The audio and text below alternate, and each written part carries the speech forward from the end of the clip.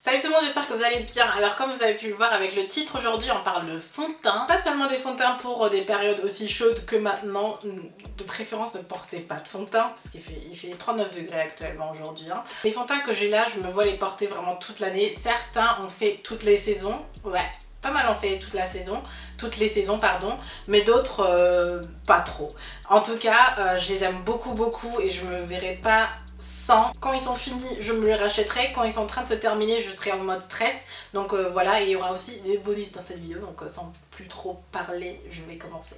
Numéro 1, ça va être celui-ci. C'est le fond de teint Perfection 10 heures. Pas mal d'entre vous ne l'ont pas aimé. Personnellement, je l'ai beaucoup aimé. Je l'ai testé en première impression devant la caméra. Pas mal de personnes m'ont dit non, il tient pas 10 heures, etc. Honnêtement, chez moi, il tient super longtemps. Je l'aime beaucoup du coup. Et c'est celui qui est le moins cher que j'aime actuellement. L'accord parfait de G L'Oréal, je vous l'ai déjà montré du coup. Franchement, en deuxième position, je dirais tout de suite celui-ci parce que il tient vraiment bien. Après, tout ce qui est tenue, vérifiez toujours si vous avez une bonne base de 1 et de 2. Quel est votre type de peau, quelle est votre routine actuelle, parce que honnêtement, je pense que les types de peau et les routines qu'on a ont un effet finalement sur la tenue du fond de teint. Donc là, je peux pas trop parler. Pour moi, honnêtement, il est top. Il est pas trop cher et j'ai pas fait exprès, mais en tout cas, dans ma sélection, il y a un peu des fonds de teint pour tous les budgets. Personnellement, je suis du genre à dépenser pour mes fonds de teint. Mais là, franchement, c'est un petit prix et il est bien quoi. Personnellement, il est bien. Je l'aime bien l'appliquer avec un pinceau plat comme il avait été fourni avec. Mais avec le Beauty Blender, nickel. Deuxième fond de teint, je dois vous avouer, je l'aime, mais parfois je le déteste. Voilà la bête. Donc c'est le NARS Natural Radiant Longwear Foundation, un fond de teint qui a un nom très long. Je vous ai dit que je vous en ferai un retour et le voilà dans mon top 5 en quatrième position. Donc là, comme dit, je l'aime et je l'aime pas. Donc premièrement, je l'aime pour le rendu. Alors le rendu, quand je le porte, le visage est magnifique, vraiment. Par contre, il me donnait des boutons. Je me suis rendu compte que c'était avec le primer. Donc attention avec quoi vous l'associez. Là encore, il faut vraiment être très minutieux et observer un peu son visage, comment son visage réagit. Alors que le primer en question, quand j'utilisais avec d'autres fonds de teint, ça me faisait rien du tout. Donc c'est très étrange et je vous conseillerais vraiment, si vous jetiez un peu ce fond de teint, de prendre peut-être un échantillon et de tester parce que franchement j'ai eu du mal à enfin être sans bouton avec. C'est un peu chiant, les produits NARS, on dirait qu'ils fonctionnent qu'avec les produits NARS. Ou les trucs qui sont compatibles, ils se disent ok, nous on est dans notre gang et c'est tout. Mais en soi, le rendu est juste magnifique. Quand je vous parle du rendu, là j'ai vraiment rien à dire. Et c'est juste trop beau. Et pour la tenue, je le recommanderais pas forcément pour l'été, surtout pour des températures comme on a aujourd'hui. C'est pas le fond de teint qui va tenir, surtout pour les personnes qui ont les peaux grasses. Je le recommanderais même pas pour les personnes aux peaux grasses. C'est un fond de teint éclat naturel longue tenue.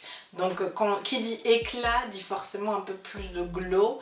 Donc quand on a la peau qui graisse très rapidement, le glow, ça glow quoi. Et je m'en rends compte parce que j'ai des retouches à faire beaucoup plus régulièrement qu'avec n'importe quel autre fond de teint qui est ici. Voilà. Avec ça en tête, je me le garde pour l'hiver, pour avoir un teint éclatant en hiver, longue tenue et bien, avec un joli rendu, etc. Là, j'aurai aucun problème. Même en automne-hiver, là, ça va être top. Mais là, avec l'été, c'est juste pas possible. Je peux pas le porter en été, mais je l'adore. Pour le rendu, je l'adore. Donc, c'est pour ça que je vous le recommande, mais faites quand même attention. Troisième position, et j'en ai deux finalement. Je pouvais pas vraiment en laisser qu'un seul, ou montrer qu'un seul, je sais pas. C'est pour les personnes qui ne mettent normalement pas de fond de teint ou qui n'ont quasiment rien à cacher ou qui n'ont pas besoin de grand chose, juste des petits trucs, voilà, c'est fond de teint mais pas vraiment fond de teint là. Donc j'en ai deux que j'utilise pour des moments comme ça. J'ai des jours comme ça, tout le monde en a aussi. En tout cas, j'utilise le Stick Foundation que vous avez vu pas mal de fois. Oh, qu'est-ce qui se passe? Il y a un petit bout de plastique. C'est un stick Anastasia Beverly Hills que parfois j'emmène même en week-end parce qu'en week-end, je me maquille pas énormément. Mais quand j'ai ça sur moi, en fait, c'est que si j'ai une petite tache d'hyperpigmentation, si j'ai un petit truc que je veux cacher, je prends comme ça, je tapote et c'est fini. Si je veux en faire un peu plus, je me prends un peu plus et je l'étale. Du coup, je peux vraiment moduler mon teint avec, c'est très naturel, c'est juste magnifique quand je l'utilise. Du coup, je le porte vraiment par petites touches et c'est un fond de teint stick qui est énorme. La quantité, elle est juste dingue, ça fait 1 an que je l'ai et je l'utilise régulièrement, croyez-moi. Et il y en a encore énormément dedans, donc waouh, c'est parfait. Et il coûte pas si cher que ça.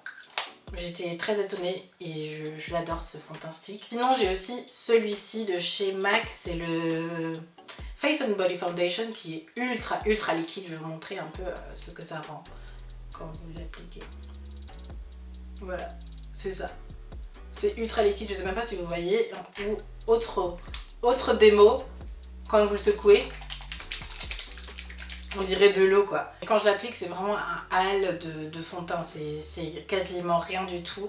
Mais ça permet d'unifier juste ce qu'il faut, de faire un truc vite fait pour les jours de fraîcheur, de mise en beauté très légère et très subtile. J'adore ces deux produits et c'est pour ça que je l'intègre dedans, parce que surtout en été comme ça où on a envie de rien, on a quasiment envie de rien, mais admettons il y a un mariage et il va faire vraiment chaud, j'ai vu ça le week-end dernier. Votre meilleur ami ou de manière générale vous avez un date, vous voulez être naturel mais pas trop, vous avez un truc sportif avec la boîte et vous voulez être quand même en flic, vous voyez ce que je veux dire? Ces deux-là, c'est des petits sauveurs. Franchement, quand vous voulez avoir un look ultra naturel, c'est vraiment ce que j'utilise. Puisqu'on parle de mini gadgets ou d'astuces, je pouvais pas passer à côté de mes drops de glow, je sais même plus s'ils existent encore de chez The Body Shop, mais en fait ce sont des gouttes de glow que vous pouvez ajouter soit à votre visage normalement et qui apportent du glow. Vous savez que c'est la mode en ce moment. Donc là, c'est très léger, mais ça apporte tout de suite du glow à votre visage. Vous pouvez le mélanger avec votre fond de teint, votre crème pour le visage, peu importe, et ça apporte tout de suite du glow. Personnellement, j'aime bien l'utiliser avec mon fond de teint numéro 2. C'est une belle transition, vous avez vu. Donc c'est le Estée Lauder, le Double Wear, et je vous ai même fait un petit tuto déjà avec pour les personnes qui veulent avoir du glow mais qui ont la peau grasse en même temps. Donc ces deux ensemble, c'est juste parfait. Il fait vraiment partie de mes préférés. Parfois je le trouve un peu trop asséchant parce qu'il est hyper matifiant. Pour moi il est très matifiant. Il est aussi super longue tenue et il est no transfert. De tous les fonds de teint que je vous ai montré, c'est le premier no transfert et c'est le premier no transfert que j'ai testé aussi, c'est-à-dire qu'il ne fait pas de taches. Pas de taches. Les no transferts, j'y crois pas, honnêtement. Ils font pas de taches, mais ouais, il faut pas se frotter non plus, vous voyez ce que je veux dire. Mais je suis à ma 3e bouteille je crois et c'est juste un de mes fonds de teint préférés que j'aime et que j'utilise tout le temps. Ma teinte c'est cette W1 de Deep Spice, ça a toujours été celui-là et voilà, il m'a accompagné plein de fois. Je devrais un jour acheter la pompe qui va avec parce que ça me saoule en fait le flacon. Mais mis à part ça, c'est un des meilleurs fonds de teint que j'ai dans ma collection et qui est en position numéro 2, c'est-à-dire qu'il y en a un qui est meilleur. Si vous ne l'avez pas encore deviné, c'est très étrange. Mon numéro 1, ça va être le Fenty Beauty, je crois que c'est le Pro Filter, je sais plus comment il s'appelle. Ce fond de teint, c'est le bébé des deux C2. Il est matifiant, il est no transfert, mais en même temps apporte cet effet de peau parfaite à ton visage. Personnellement, j'ai pas énormément d'imperfections à camoufler, mais vous pouvez le moduler. Moi, il me faut une seule couche et ça me va, je suis parfaite. Enfin, je l'ai aujourd'hui, j'ai qu'une seule couche. Il m'a accompagnée pendant l'hiver, pendant le printemps et là en été. Du coup, je me dis qu'il est très bien. Pour moi, c'est le fond de teint le plus parfait que j'ai. Et même si j'aime tous ceux que je vous ai présentés, celui-ci au milieu, le Fenty Beauty, c'est celui qui réunit personnellement tous les critères que je recherche dans un fond de teint. C'est que il se travaille très facilement. Premièrement, je l'applique au buffing brush, au beauty blender. Pinceau plat, je ne l'ai pas fait, je crois.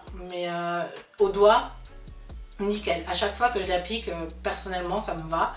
Ensuite, il sèche très rapidement, mais on a encore le temps de l'étaler et du coup c'est comme si c'est dans ta peau et c'est fini. Donc ça fait effet seconde peau. Donc là je le porte, je peux toucher mon visage, je me sens pas, j'ai pas l'impression d'avoir une sorte de plâtre ou quelque chose sur mon visage. Tous les autres fonds de teint, j'ai l'impression qu'il faut le travailler pour avoir cet effet là. Surtout avec celui-ci, j'ai l'impression qu'il faut le travailler pour avoir cet effet.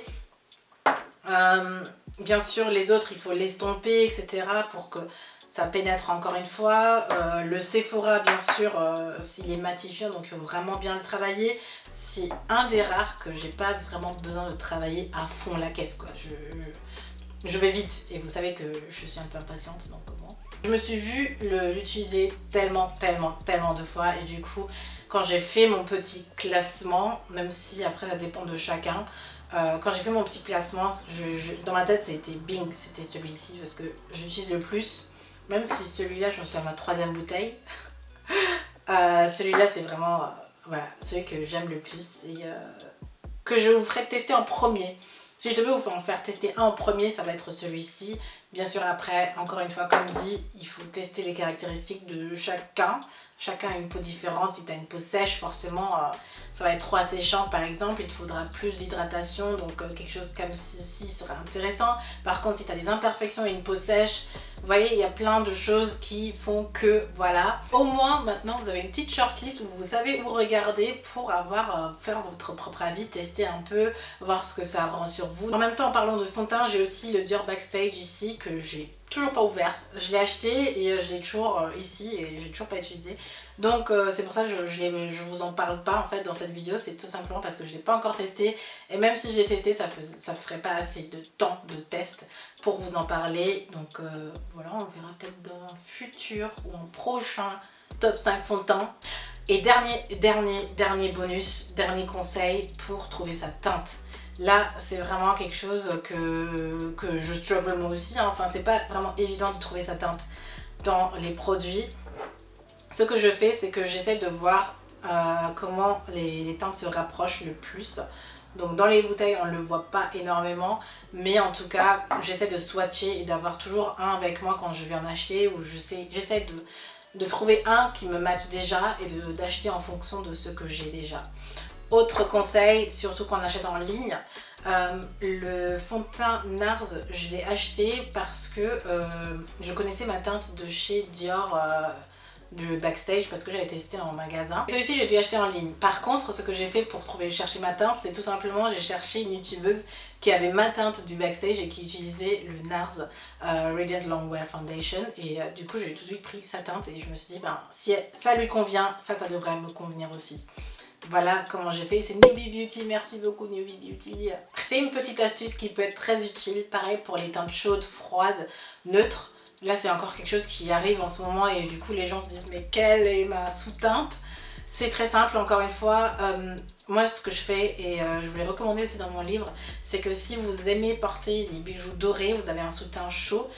Si vous aimez porter des bijoux argentés, c'est que vous avez un sous-teint froid. Si les deux vous vont et que c'est kiff-kiff, ben, c'est que vous êtes neutre. Voilà, aussi simple que ça, mais bien sûr il y a d'autres explications, mais au moins comme ça j'ai un mini bonus en plus dans cette vidéo et j'espère que c'est suffisamment complet, que vous pouvez acheter vos fonds de teint sans trop de soucis.